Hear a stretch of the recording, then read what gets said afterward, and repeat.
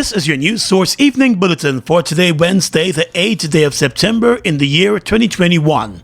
I'm Gordon Mosley. Here's what we're tracking tonight. We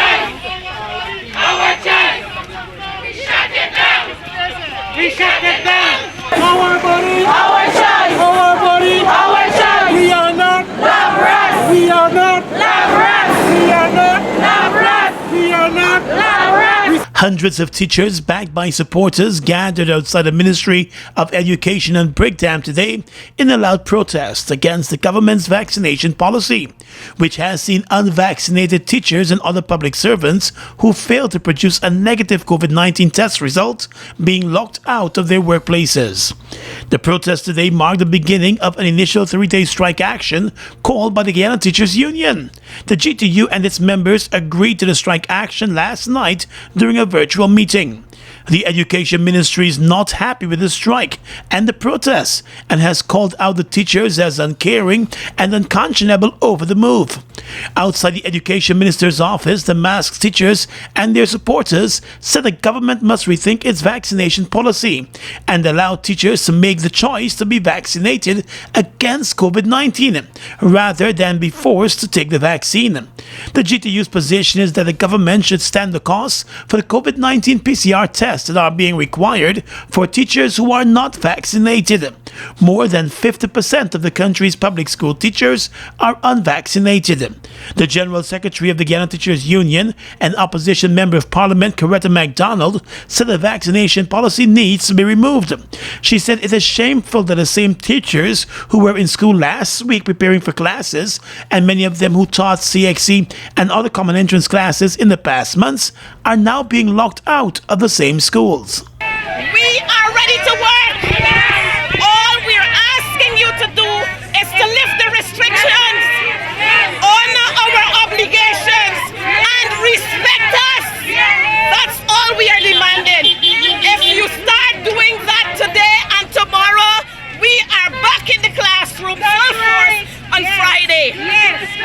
But in the meantime, we will say to you, we are not hostage in our own country. While the government continues to declare that the vaccines are not mandatory, teachers and other citizens say the additional measures being added almost weekly are making the vaccines mandatory. GTU Regional Vice President Collis Nicholson said the issue is very clear and the caring Ministry of Education would listen to the teachers and engage their union more. The teachers have a union, and if you're going to have any discussion about teachers' welfare, raising salary, anything to do with teachers, you must come to the representative body of the teachers. And so you going and having discussions with the teachers, that's sentimental. You can't have that. You have to come to the representative to speak with them, and then we will in turn tell you what are the teachers' consensus. So the umpteen meetings the Ministry of Education have been having outside of the GTU, having it with the teachers alone, we don't take that lightly. And we know that they're going to have repercussions for it, because teachers will tell the minister one thing, but they tell their representative what they want to see and what they want to hear. There were other protests in other parts of the country. In the mining community of Linden, scores of teachers also gathered there and marched through the streets of the town in protest of the government vaccination measures. Our body! Our choice! Our body! Our choice! Teachers are! Not illiterate! Teachers are! Not illiterate! Teachers are! Not illiterate! Parents are! Not illiterate! Parents are! Not illiterate! The teachers have also expressed concern about the unpreparedness of many of the schools for reopening. More news coming up in just a moment. It's been a long time coming. Overdue, some might say. But now that it's here, it will change life forever. And it is here to stay. The future is now. Transforming Guyana into the 21st century. Introducing GTT Fiber. Experience internet connectivity like never before. Speeds you deserve at prices you can afford from a name you can trust. Sign up today. GTT Fiber is here. GTT. Together, we rise faster.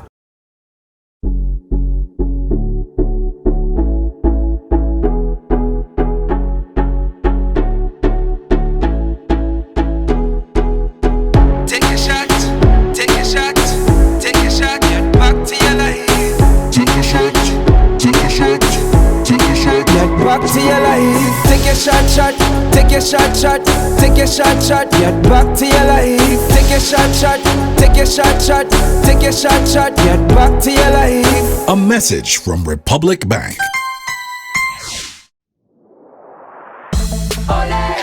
Turn up the whole place.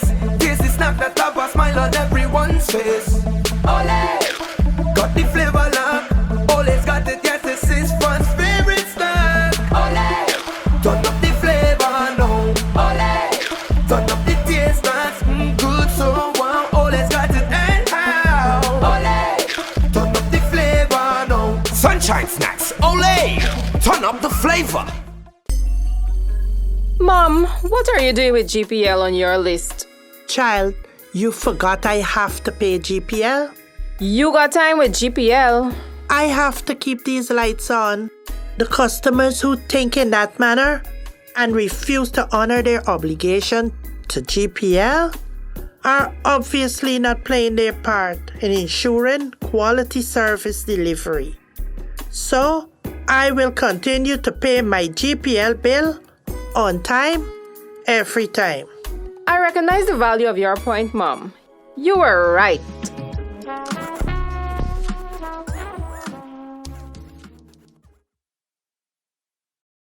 We've got exciting news! All 12-ounce yellow cab Buster are now only $100. Buster, live in Come full get color. your Buster, Buster $100. Come get your Buster, Buster $100.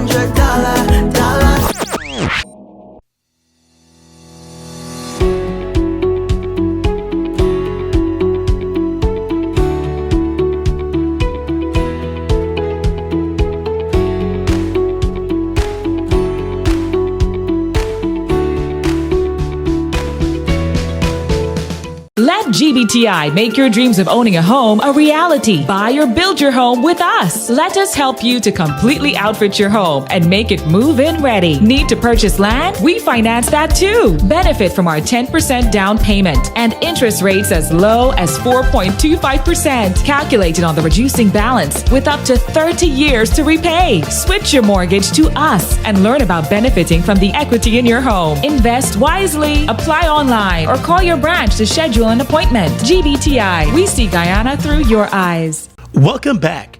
The Ministry of Education has announced that teachers who go on strike will not be paid for those strike days.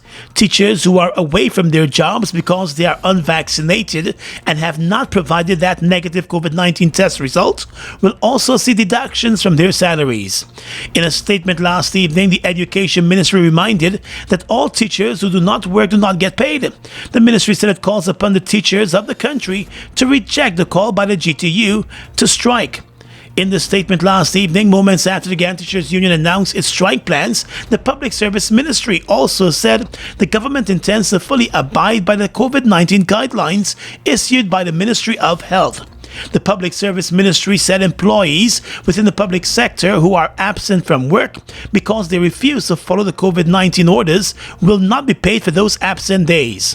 The government also said it has been working tirelessly to ensure that vaccines are available for persons who are eligible, adding that even though those vaccines have been made available, citizens have been given the option to show a negative PCR test in order to give or receive public service. The Public Service Ministry said over the past week, it has seen a worrying trend of employees opting to remain absent from their place of employment because of a refusal to adhere to the COVID-19 guidelines issued by the Ministry of Health. The Public Service Ministry reminded that at all material times since the pandemic started in the country, public sector employees were paid a full salary, while various measures were taken for their protection. Well, the striking teachers have picked up support of the APNU-AFC opposition. Officials of the opposition said the government needs to sit down and listen to the concerns of the teachers and not dismiss those concerns. APNU-AFC representative Aubrey Norton. Why is it in 2018, when the same teachers union protested against the APNU-AFC government, it wasn't considered to be political? But now that they're protesting against the PPP, it is considered to be political. To me, in both occasions, the teachers had grouses, they were fighting for their rights, and it's a right for them to fight. I don't see it as political. However, as a political party, just like the PPP did in 2018, we are in solidarity with the teachers because we believe their cause is just and we will support them. That's the reality. The latest update to the gazetted orders demands that persons be vaccinated or produce a negative COVID-19 test result to be granted access to any public building, including the ones that are privately owned. Mr. Norton said the government needs to rethink that strategy. Now the reality is they have violated the rights of teachers and all Guyanese. Guyanese have a right to decide whether they be vaccinated or not.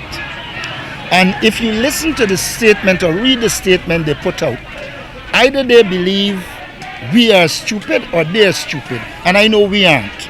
On the one hand, you were saying that, look, it is not mandatory. But then you turn around and say they can't go in the school if they don't have a vaccine. That makes it mandatory. Common sense will tell you that. But you see, I'm here in solidarity as a leader in the PNC. The PNC is in solidarity with the teachers because we believe the teachers' cause is just. And the teachers' cause is symptomatic of the wider cause. I believe this will expand because not only are teachers being affected, but virtually all Guyanese. The APNU-AFC opposition has said it is not against vaccination, but it does not support the choice to be vaccinated being taken away from citizens. The opposition coalition has called on the government to engage more with stakeholders and stop what it considers a heavy-handed approach to vaccination. And the church says, well, in the wake of the government's vaccination policy requiring proof of a COVID-19 vaccine or a negative COVID-19 test result to be allowed entry to a public building, the Catholic Church of Guyana has decided to return to virtual services rather than to enforce the new policy. In a statement to members of the Catholic Church, Bishop Francis Allen announced today the decision, pointing out that places of worship are covered by the new requirement, and it would mean that church members would have to provide their vaccine proof or a negative test result to be allowed entry to the church to worship. He said the new measures would mean that many members may not be allowed entry into the church since they are unvaccinated, and the church ought not to leave part of the body detached from the whole. Bishop Francis said from this coming Friday, all worship sessions will be done virtually, and the Catholic Church will be closed for public worship until further notice. He told the Catholic worshippers that the body of Christ has up to now been vigilant in observing the precautions against the pandemic, including the wearing of masks, sanitizing, and distancing.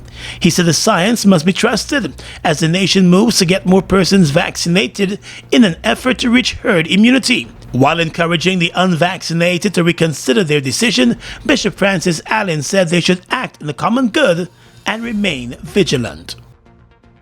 In the courts, as the case against the government's COVID-19 health regulations and that vaccination policy came up for hearing this morning, Attorney General Anil Nandlal told Justice Fidelio Corbin Lincoln that several of the injunctions being sought by the trade unions that filed the matter falls outside the court's remit and therefore cannot be granted by the court. The attorneys representing the three unions, Darren Wade and Dane Elliott Hamilton, rejected the contention of the Attorney General. The matter of law which was raised by the Attorney General will now have to be ventilated before the substantive matter is heard by the court. It is the contention of the Attorney General that the applicants are seeking orders against the state that the court cannot grant. He said the court is restricted from granting such orders by the provisions of Section 16(6) of the State Liability Act. Mr. Nandlal argued that the state cannot be injuncted, but that the applicants must list organs of the state instead. He also argued that injunctive orders should not be granted as a matter of law. But Justice Corbin Lincoln was not fully supportive of that argument from the Attorney General, and she explained that there is a statutory framework for the injunctions to be granted, and said there is nothing in law that prevents the court from granting interim injunctions. In his submissions, attorney for the unions, Dale Elliott Hamilton, argued that the basis the Attorney General is using to ask the court to reject the injunctions is for civil proceedings, while the application before the court is a fixed date application. The Attorney General will now need to file written submissions with the court to support his contentions that the court cannot grant the injunctions being sought. The matter will come up again in court on the 17th of September.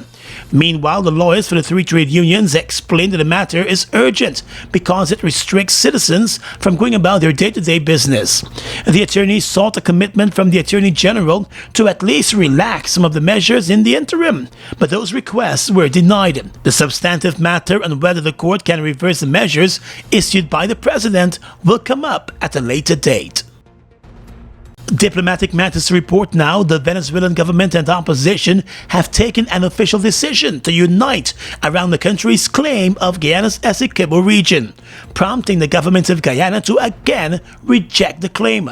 There are reports that the Venezuelan government and opposition have signed an accord maintaining the neighboring country's claim over Guyana's Essequibo region, a claim which has been ongoing for decades. The two sides in Venezuela are also rejecting the involvement of the International Court of Justice to enforce a final juridical settlement in the matter. In a statement this morning, the Guyana government said it firmly rejects the agreement signed by the heads of delegation of the Venezuelan government and the opposition unity platform, explaining that the agreement is an overt threat to the sovereignty and territorial integrity of Guyana. The statement from the Ministry of Foreign Affairs said Guyana cannot be used as an altar of sacrifice for settlement of Venezuela's internal political differences. And while the government of Guyana welcomes domestic accord within Venezuela, an agreement defying international law and process is not a basis for mediating harmony. The Guyana government said the controversy between Guyana and Venezuela is properly before the International Court of Justice and will remain there for a peaceful resolution. The court has already ruled that it has jurisdiction to hear and determine the matter, which was taken before the court by Guyana on the advice of the United Nations Secretary General. In the world of business, the Environmental Protection Agency has given the green light to the developers of the $600 million Port Vreeden Hoop project, NRG Holdings, to construct a massive shore-based facility at Vreeden Hoop on the west bank of Demerara. Businessmen Asruddin Mohammed, Andrew Alfonso, and Nicholas Degu Boyer are listed as partners in the company, which will be fully owned by a Guyanese consortium. The facility, once completed, will boast an offshore terminal, dry dock facilities, a fabrication yard, offshore components, umbilical preparation and spooling yard, administrative buildings to house offices, and modernized logistics centers. It will also host warehousing, an area for a helipad, a wharf, berths, and a dry dock, and services which were previously being provided by Trinidadian companies in Trinidad will be carried out in Guyana. The release quoted Mr. Boyer as saying that the facility will not only service the oil and gas industry, but it will also cater to all sectors that require a port facility. With the issuance of the environmental permit, NRG Holdings Incorporated will now have to submit an environmental and social management plan to the EPA within 4 months. The plan will outline the mitigation measures for any impact the project will have within the proposed area and surrounding communities. The permit also guides the hours of construction as well as the authorization protocol for use of the land. The company has assured that it will contribute to local content development by providing opportunities for Guyanese in the oil and gas sector, and will do so in a responsible and sustainable way. It's one of your biggest goals, getting your own home, where memories are made, where happiness lives. You may feel that home ownership or renovation is beyond your reach, but we at Republic want you to know that there's always a way. Ask us about our suite of mortgages. Let's help make your housing wishes come true. Or advise on how the equity in your existing home can finance other dreams and goals. Call or go online to learn more. We've got exciting news! All 12-ounce yellow cab Buster are now only $100. Buster, live in Come full get color. your Buster, Buster $100. Come get your Buster, Buster $100. We are legions of men standing strong, but never too proud to stoop and help someone. We must send a clear signal to all. Do right, walk in upright ways, knowing that's what being a man is all about. And ever aware that things will only get worse when good men do nothing. Stand strong, be the one to live right. It's been a long time coming. Overdue, some might say. But now that it's here, it will change life forever. And it is here to stay. The future is now. Transforming Guyana into the 21st century. Introducing GTT Fiber. Experience internet connectivity like never before. Speeds you deserve at prices you can afford from a name you can trust. Sign up today. GTT Fiber is here. GTT. Together, we rise faster. Fuel it up and drive, super 95. Tune up. Fuel it up and drive, super 95. Tune up. Protect your fuel system, boy. High mileage and performance, boy. Guy Oil Super 95 gasoline gives you more reasons to drive and is available at 56 service stations nationwide. For affordable price, high performance, and high mileage, choose Guy Oil's Super 95 gasoline. Fuel it up and drive.